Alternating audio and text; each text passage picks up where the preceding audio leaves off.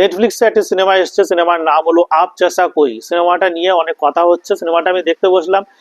Karan Johar, Rocky ইরানি যেটা সিনেমাটা বার হয়েছিল সেই সিনেমার রিমেক বলা যায়। ওই সিনেমার মতন করেই আর একটা সিনেমার নাম হচ্ছে আপ চাষা কই। তো সিনেমাতে এখানে বেঙ্গলি কালচার নিয়ে কথা হয়েছে। বেঙ্গলি কালচারে একটি মেয়ে ভূমিকায় রয়েছে ফাতিমা শেখ, হ্যাঁ, এবং অন্যদিকে রয়েছে ম্যাডি অর্থাৎ মাধবান। মাধবানকে বহুদিন পরে একটি প্রেমিক চরিত্রে দেখা গিয়েছে, পুরো ক্লিন শেপ টেপ নিয়ে, কোনো ভিলেনের রোল টোল সেরকম ভাবে নেই, তার মধ্যে কোনো ভিলেনের রোল টোল কিছু নেই। তো এটা দেখতে বহুদিন পর ভালো লাগলো। এখানে তার সিনেমায় দেখানো হয়েছে এখানে তার বয়স 42 বছর, যার বিয়ে হচ্ছিল না।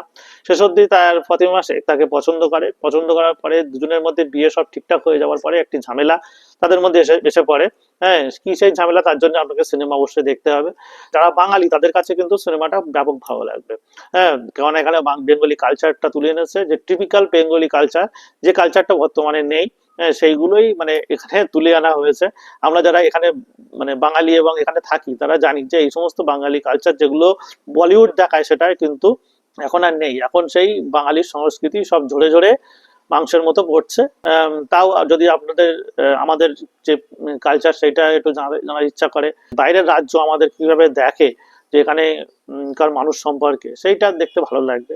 সিনেমার যে ডিরেক্টর তিনি হচ্ছে বিবেক সোনি। বিবেক সোনি এর আগে একটা সিনেমা করেছিলেন মীনাক্ষী সুন্দরম বলে, তো সেই সিনেমাতেও ওই একই রকম কালচার এবং কালচার নিয়ে ডিবেট দেখা গিয়েছিল। হচ্ছে সিনেমার ক্যামেরাটাও খুব সুন্দর, মিউজিকটাও খারাপ নয়। হ্যাঁ, আবজাসা কই এটা কিন্তু উইকেন্ডে বসে দেখাই যায়। যাই হোক, সিনেমা নিয়ে এরকম আরো ধরনের আলোচনা করার জন্য অবশ্যই লাইক, সাবস্ক্রাইব এবং ফলো করতে ভুলবেন না। আপনাদের সিনেমাটা দেখে কেমন লাগলো অবশ্যই জানাবেন।